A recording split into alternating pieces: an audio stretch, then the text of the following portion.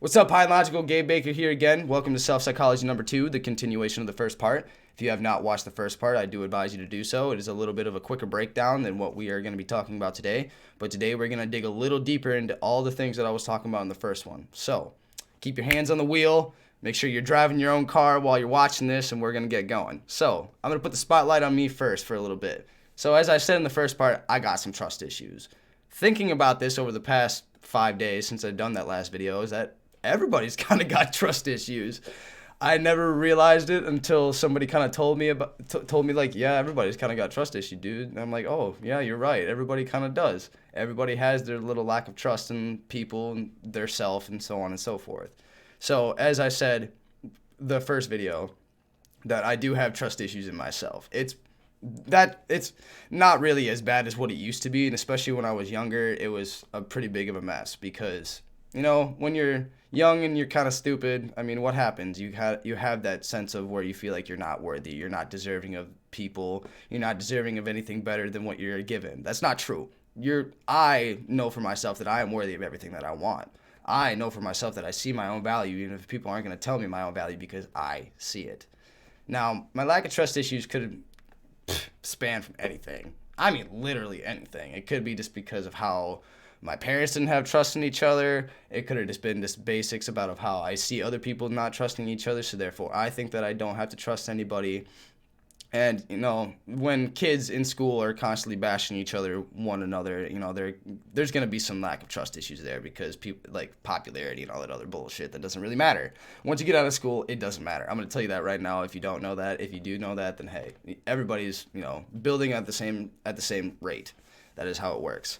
But I mean, being able to actually look back at myself and kind of be like, okay, I know why I have these trust issues, and I know how I'm coping with them in very unhealthy manners and how I can switch it into a very healthy manner. For one, how I cope is breathing.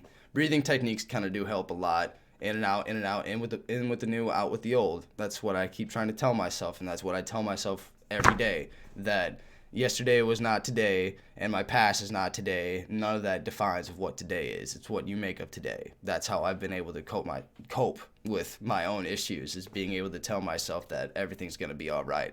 Everything's going to be fine.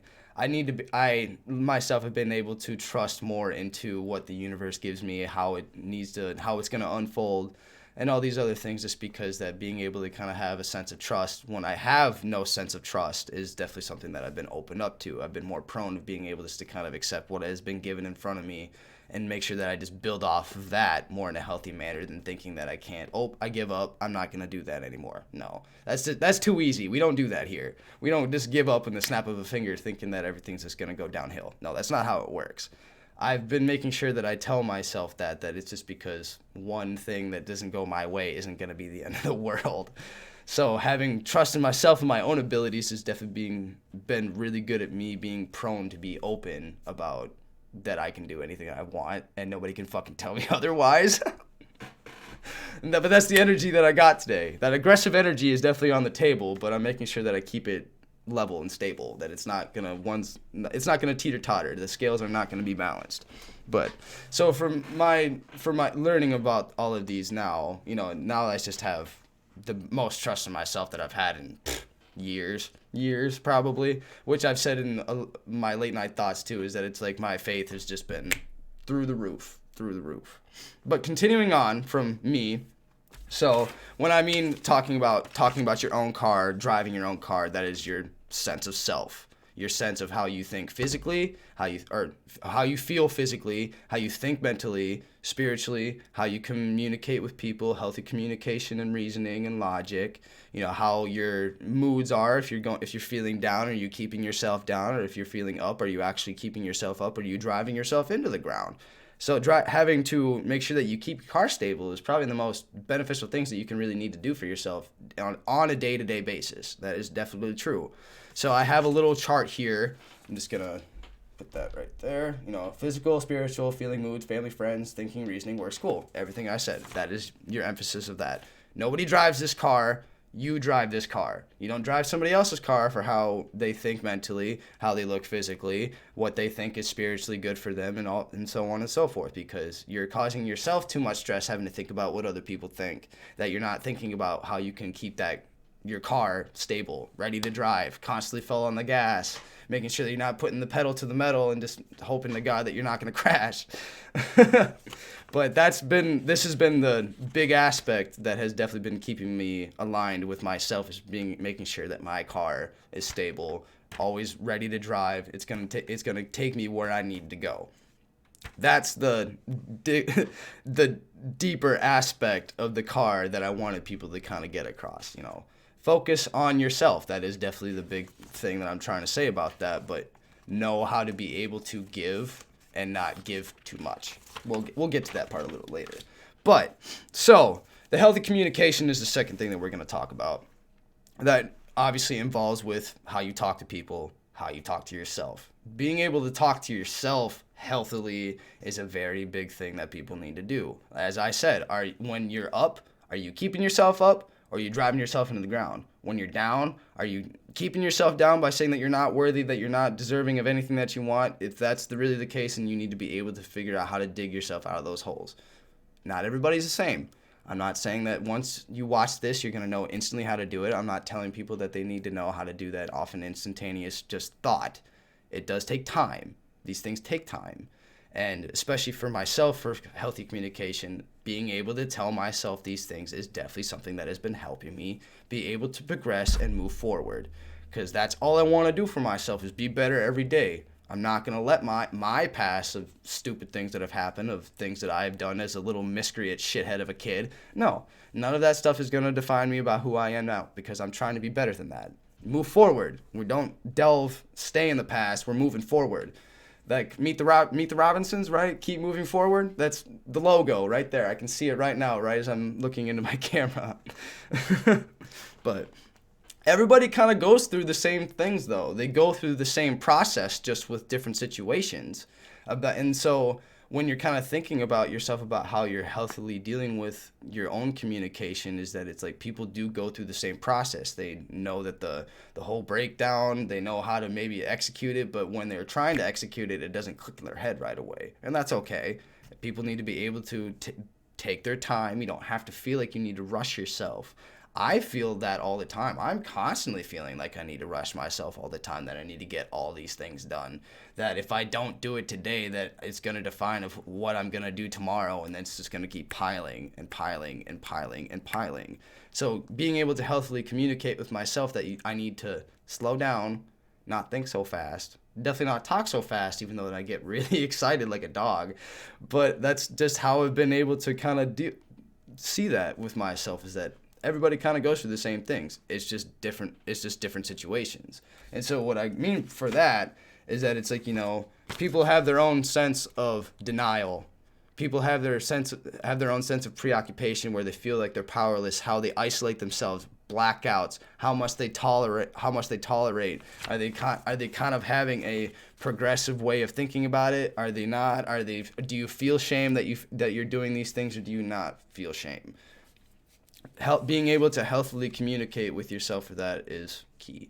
Being able to tell people these things is very key too. It's a key inspiration to be able to have to tell yourself to get out the door, open yourselves up a little bit, because you are you. Nobody else can define you about how you think, how you talk, how you work. You got to be able to communicate with people, because healthy communication is key. I'm going to emphasize that as much as I can, so it gets drilled into your thick-headed skulls, because I'm thick-headed sometimes too. I understand that. A lot of people are bullheaded. I'm the same fucking way. So I'm not going to tell you that I don't feel that, because I do feel that. Sometimes I get a little stuck in my ways. Sometimes I definitely don't have a sense of grounding myself and understanding from somebody else's aspect, instead of having to constantly feel selfish and put that on my own. I don't really do that a lot anymore, because everybody's driving their own car, right? Right. So, from that being said, you need to know your own boundaries. Boundaries varies from person to person. This isn't something that is going to come off to you right away. Some people do already know their boundaries, but they don't think about it as boundaries. They think about it as a survival instinct. Maybe they just think that they're a consistent hothead and they're just like, nope, I don't like that, so I'm going to be aggressive as fuck and I'm going to tell you what's up. I am that way too. I'm super aggressive sometimes. I could consider myself a control freak in some ways, that if I don't have a sense of grabbing it right now, that I don't know what I'm going to do with it later, that I need to be able to make sure that I can keep it stable now. Otherwise, it's going to drive me crazy because I can't keep it do that. So I do have the sense of being a control freak too. But that is also my own sense of a minor boundary, is being able to control what I can and then letting go of those boundaries of things that I cannot control. If you can't control it, you can't force it. You can't do that. Otherwise, it's going to cause stress and overstimulation. And then you have to feel it. Then you have to go and understand of just how you go about these things. And it's a whole breakdown process again. You have to rebuild yourself up from a different foundation. You don't need to do that. Keep your own foundation that you got. It's completely fine of where it's at. Just fill in the cracks. Fill up the wall a little bit. Rebuild what needs to be rebuilt, but you don't need to tear the whole wall down. So finding your own boundaries is definitely important. And it does go hand in hand with the car, because it does depend on how your emotional boundaries are. I have a whole chart for this too, so sorry if I'm looking down. Your physical boundaries, your intellectual boundaries, your material boundaries, your time boundaries, and your spiritual boundaries. There's boundaries that you need to be able to put your foot down, tell them what's up. Don't let anybody tell you otherwise or step over your line. But you also need to be able to know if you are an absent boundary setter, a broken boundary setter, a rigid boundary setter, or a healthy boundary. I'm a mix of broken, rigid, and healthy. Broken is set but not followed. Rigid is closed off. Healthy is the line. I have a mix to where it's like I do set some, but I definitely don't follow them. Nobody's perfect. I try to make sure that at least if I have the boundaries, I at least know that they're set and try to follow them as best as I can. It's a learning process. Life is but a journey. You're not going to know everything right as you keep stepping out the door every day. And I'm trying not to close myself off from people, because closing myself off is not healthy, at least for me anyway, because I always think that I'm introverted, but honestly, I'm really extroverted, a lot more than what I thought I was.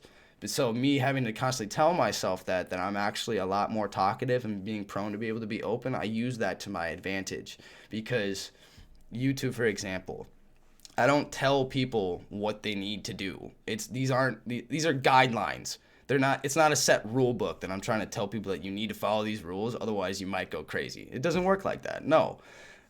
It's just being able to, I know that I can help people, but I know I can't save them. That's my big thing about that. People are like, you seem so contradictory about that, but I'm like, no. It's because I know my boundary of how far I can go into somebody else's boundary before they just don't want to do it, and that's fine. I don't want to save people. If I have, I'm grateful for that. Truly honoredly grateful for that. And if I don't save you, that's completely fine, as long as you know that you can help yourself. That is the sense of vulnerability that I want to show people, is that I don't try to be the big savior. I don't try to be this whole I can pull anybody out of anything and I'm going to be okay with that, because I know that I can't do that. It's going to drive myself crazy, and I'm not putting myself first if I'm not doing that all the time. And I've been trying to put myself first, trying to make sure that I put my own boundaries first before I have to maybe delve into other people's boundaries, because people need to know themselves. That is the big thing that I just do want to emphasize about what I do, for why I do high and law school, is because that you need to have a good sense of self. That knowing everything that I might have preached, that I might have talked about, it helps me just as much as it helps you guys. Even if it doesn't, it helps me being able just to be open that I can do these things. And I don't give a fuck when anybody's got to tell me, because nobody's going to tell me what I can and can't do, because it's my fucking life, right? Right. So, boundaries. Set them, know them. It is something that you have to go through yourself. There is a whole sense of you need to break down and analyze these things. Break down and analyze a lot of these different things. How are you taking care of yourself? That's the next best part. Are you actually making sure that you're eating well? Are you working out? Are you making sure to not put yourself in so much mental stress? Are you making sure that you can actually go to school or go to work and be able to actually healthily communicate with people around them and not judge people? I do have a sense of where I'm just like, wow, this bitch or this dude is literally on my ass, and I just don't like that shit. But that's just how I am. I'm not gonna lash out and tell him to fuck off because I don't do that. But there might be a sense of where you kind of might get the picture of what I've had too much. But that is a boundary that I've set beforehand, and I'm trying to erase that boundary. I'm trying to make sure that I can put myself first, be like, no, I really don't want to deal with this negative conversation right now, so I don't want to have that be put on myself. Drive your own car. Don't be driving my car. Okay. Thinking and reasoning. Are you actually taking the time to actually think about, if you are thinking logically, are you thinking higher in a way that you're just not having to think that you are low as anybody or just as or higher than anybody else? Keep the ego down to where you need to, but use the ego to your advantage, because aggression, you use positive aggression. That is definitely something that I think could be involved in this importance of self-care, is being able to know when you can lash out and when you know that you shouldn't lash out. Positive aggression. And my importance for my own self-care has increased tremendously. I mean, when I really say I don't give a fuck, I really don't give a fuck, because why should I? Why should I really have to, when people are just not, or when some people are just going to tell me what they think, and I'm just like, no, but that's okay. They think that way, and that's fine, and I'm not going to delve into their car and have to hop in the passenger seat and be a backseat driver, because people don't need that. People need to figure out these things on their own. That is another thing with self-care, is being able to have to find your own path and find your own way of thinking. I have done this. I have broken myself down many, many a time over these past 3 to 4 months, just because that it is necessary for my self-improvement. I want to be better for my friends. I want to be better for my family. I want to be better for you guys, just so that I know that I am not feeling low, that I don't have to be bitter and negative all the time, because it's not important for me to do that. And I don't want to worry about shit anymore. Shit that's not important. Stuff that I've done in the past that just doesn't define me of who I am now, because none of that really does matter anymore. It's about today. Today is the way that you can make sure that things change how you want it. It's always today. It's not yesterday. It could be tomorrow, but you got to focus on today. And then the spiritual aspect, that is for however anybody wants to decide that for themselves. Your own spiritual aspect is your own journey. I'm not going to tell you what you should believe in. I'm not going to tell you anything that you should or shouldn't, because if it brings you comfort, that's good enough. That's plain and simple. My own spirituality, I don't believe in anything that people might tell me to believe in, but I believe in a bunch of different things from a bunch of different religions or aspects, whatever you may want to call them, just because that there is truth in all of it. There is the truth of finding inner peace and inner strength through most of these things. Mine is mostly just through higher power. I meditate. I do certain positive affirmations that I tell myself every day, just so I know that I can get a clear way of thinking, that I don't have to be lashing out a bunch of other stuff on people that just doesn't matter. I tell myself that I am worthy, because you need to be able to tell yourself that. Your spiritual self-care is however you want to do it. Do yoga, go to church, make sure that you are praying every day. Like these are your own aspects that you need to be able to take in your own consideration, and nobody should judge you based on that bullshit anyway. Just because that's how I am anyway. Peace, love, and positivity. Doesn't matter what color, what race you are, what you believe in, anything like that. Sexual orientation, none of it. Doesn't matter. Nobody's driving your car. You drive your own damn car. And then so when it comes to being able to regulate yourself, cope healthily, know your own coping skills. Don't be drinking all the time to get away from your problems. Don't smoke all the time to get away from your problems. I'm not going to tell you what you need to do. You do whatever makes you happy. Some people can find comfort in these things and actually have a good regulation of where they don't need to think that they need it to be happy. That is a good thing, that you can do that. If you can actually go out and drink and be like, nah, I've had enough. I don't need to black out or anything like that to have fun. Cool. If you feel like you need to smoke, but you actually can be like, I'm good, I'm all right, and that's fine. You need to be able to know your limit.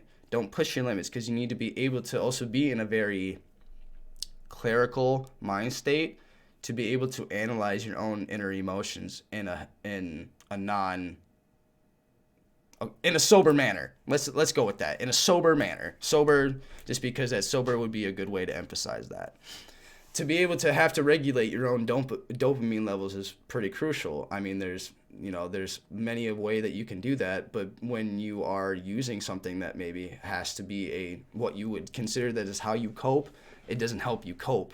It's going to just increase your dopamine levels, as I said, and then you're going to have to feel like you need it again just to make sure that you can raise it, because most of it is going through right here, through your first part, the frontal cortex part of your brain, which is mostly the basic survival instincts of eat, kill, or what is it? Eat, kill, and sex, something like that.